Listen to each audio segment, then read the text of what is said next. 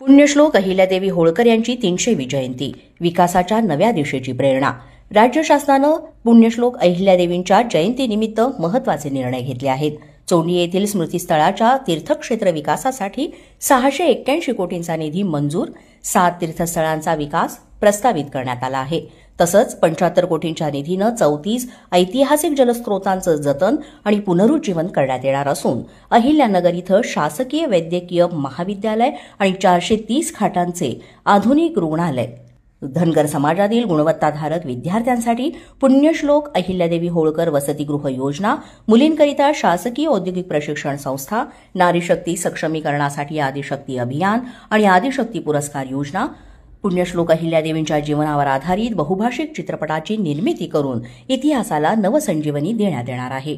अशा या शूर रणरागिणी पुण्यश्लोक अहिल्यादेवी होळकर यांच्या 300व्या जयंतीनिमित्त कोटी कोटी प्रणाम.